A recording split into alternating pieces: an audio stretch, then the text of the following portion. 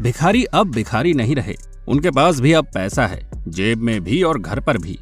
सीधे सीधे शब्दों में कहें तो अब हमारे देश के भिखारी भी दौलतमंद हो चले हैं। मुंबई जैसे शहर में एक मकान लेने में या एक कमरे का घर ही बनवाने में आपके पसीने छूट जाएंगे। लेकिन आज के समय में भिखारियों के पास बड़े बड़े बंगले, गाड़ी, पैसा सब कुछ है। ऐसे में आज हम आपको जिन लोगों के बारे में बताने वाले हैं वो बेघर होने के बाद अचानक से करोड़पति बन गए और उनके पास इतना पैसा पाया गया जितने पैसे से इंसान अपनी 7 पुश्तें आराम से निकाल दे। लेकिन भगवान ने इन लोगों को छप्पर फाड़ कर पैसे दिए और जब इतना पैसा मिला तो ये लोग उन पैसों का दिखावा करने लगे। उसके बाद जो हुआ वो जानकर आप भी हैरान रह जाएंगे। तो इस सस्पेंस को खत्म करते हैं आज की हमारी इस वीडियो में, तो बने रहिए हमारी वीडियो के एंड तक। छोटू बारीक। आज हम आपको झारखंड के एक अमीर भिखारी से मिलवाएंगे जिसकी शान और शौकत देखकर आपकी आंखें खुली की खुली रह जाएगी। दरअसल कई बार जो हमारी आंखों के सामने होता है हम उसे वैसे ही स्वीकार कर लेते हैं, लेकिन जब हकीकत सामने आती है तो हैरान रह जाते हैं। ऐसा ही कुछ इस भिखारी के मामले में हुआ है। दरअसल जिसे पूरी दुनिया भिखारी समझती रही वो शख्स लखपति निकला। ऐसा नहीं है कि ऐसा पहला मामला सामने आया हो। दुनिया के अलग अलग कोनों से भिखारियों से जुड़ी ऐसी ही चौंकाने वाली खबरें कई बार सामने आ चुकी है। भिखारियों की आय और उनके जीवन शैली के बारे में कभी भी किसी को कुछ पता नहीं चल पाता है। ऐसा ही एक भिखारी झारखंड में है जिसे हम अमीर भिखारी कह सकते हैं। ये भिखारी झारखंड के चक्रधर रेलवे स्टेशन पर भीख मांगता है, लेकिन इसका असली कारोबार बर्तन का है। जी हाँ, ये शख्स व्यापारी है। सबसे ज्यादा चौंकाने वाली बात यह है कि इस शख्स ने अपने जीवन में 3 शादियां की है। इस भिखारी को लोग छोटू बारीक के नाम से जानते हैं। ये दिन भर लोगों से भीख मांगता है, जबकि उसकी 3 पत्नियां मिलकर बर्तन की दुकान चलाती है। बताते हैं कि स्टेशन पर भीख मांगने से ही वो रोजाना 1000 से 1200 रुपए तक जुटा लेता है। इस हिसाब से वो हर महीने करीब 25 से 30 हजार रुपए कमा लेता है।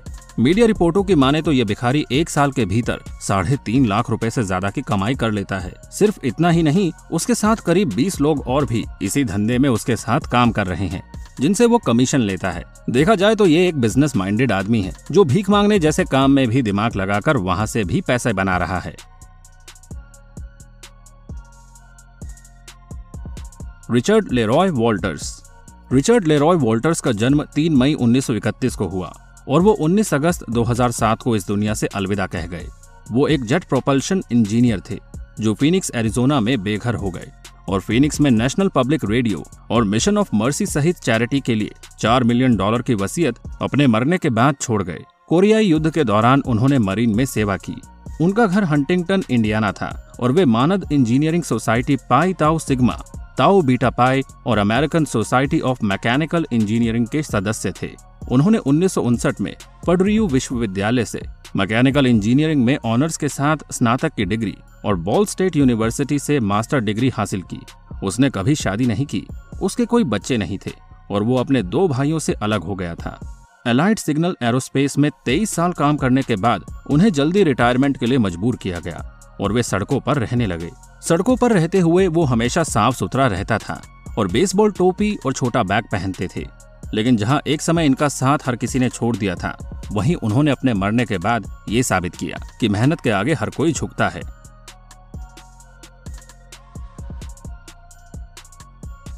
Simon right.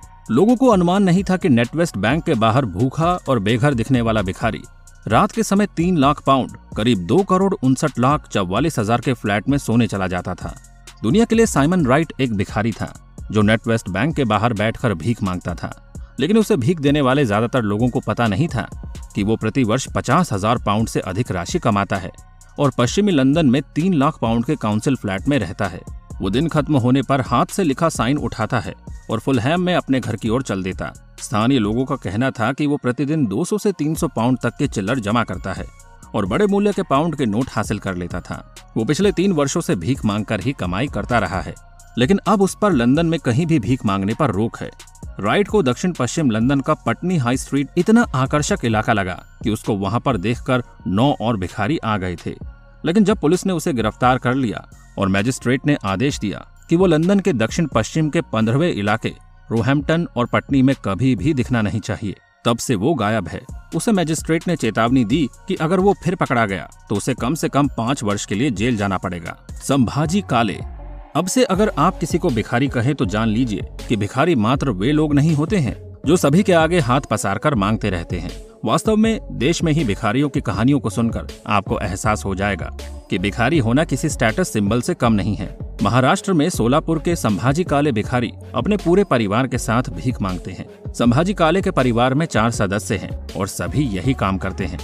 संभाजी काले अकेले एक दिन में करीब 2000 रुपए तक की भीख मांग लेते हैं। अब अगर परिवार का हर सदस्य इतना ही कमाता है तो इनकी रोजाना की आमदनी कितनी होगी। आज इनके अपने कई फ्लैट और मकान हैं। काले और उनके परिवार के 4 अन्य सदस्य मुंबई के खार इलाके में भीख मांगते हैं। खबरों के मुताबिक संभाजी काले ने भीख मांगने के अपने इस धंधे से काफी संपत्ति बना ली है। उनके पास मुंबई के विरार इलाके में एक फ्लैट है। साथ ही उनके पास महाराष्ट्र के सोलापुर जिले में भी जमीन है। Gary Thomas. अब अंत में बात करते हैं टेक्सास के एक ऐसे भिखारी की जो लोगों को काफी समय से मूर्ख बना रहा था। दरअसल ये दयालु अजनबी ऊपर अपने पैसों को बाहर निकालने के लिए कोई शर्म नहीं दिखाता। दरअसल ये शरीर से बिल्कुल ठीक था लेकिन विकलांग होने का नाटक करता था और ये सालाना 1 लाख से ज्यादा रुपए कमा लेता था। दरअसल व्हील चेयर पर बैठकर बेहद लाचार होने का नाटक करने वाला व्यक्ति हर किसी से पैसे निकलवा लेता था और लोग इसे बेबस, लाचार और अपाहिज समझकर पैसे भी दे देते थे। कहा जाता है कि ये लोगों से पैसे लेने के लिए मनगढ़ंत कहानियां बनाता था जिसमें ये कहता था कि 9 साल की उम्र में ये ट्रक के नीचे आ गया था जिसकी वजह से इसके पैर नाकामयाब हो गए। हालांकि कभी ये कहता कि आज इसे किसी ने मारकर सारे पैसे ले लिए, कोई इसे बस का किराया दे दो, या फिर ये लोगों को खाने पीने और ऐसी उलझन में फंसाकर पैसे ऐंठता था जिसे देखकर लोग भी पागल हो जाते थे। लेकिन कई बार कुछ लोगों ने इसे शाम के समय में चलते हुए देखा, यानी कि अपने व्हील चेयर से उठकर ये घर जाने लगता था और इस वीडियो को एक व्यक्ति ने अपने फोन में कैद कर लिया और वो इसका भंडाफोड़ करने के लिए लोगों को इकट्ठा कर लेता है। लेकिन ये लोगों के सामने नीचे गिर जाता है कि वो वाकई में विकलांग है। पर उस व्यक्ति ने ये ठान लिया कि ये इसे एक्सपोज करके रहेगा और एक्सपोज होने के बाद उसने बताया कि वाकई ये लोगों से पैसे झूठ बोलकर लेता था, क्योंकि अगर ये कोई सी भी नौकरी करेगा तो उसे इतने पैसे तो बिल्कुल भी नहीं मिलने वाले जितने ये लोगों से मांगकर कमा लेता है। हालांकि उसे उसी वक्त गिरफ्तार करते हैं और वार्न किया जाता है कि वो आगे से लोगों को बेवकूफ ना बनाए।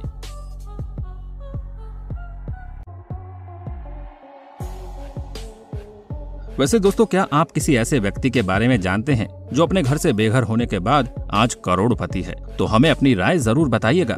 वैसे ऐसा कम ही देखने और सुनने को मिलता है, लेकिन ये लोग हिस्ट्री कायम करते हैं। तो मिलते हैं आपसे अगली वीडियो में, तब तक अपना ध्यान रखिए। Bye bye.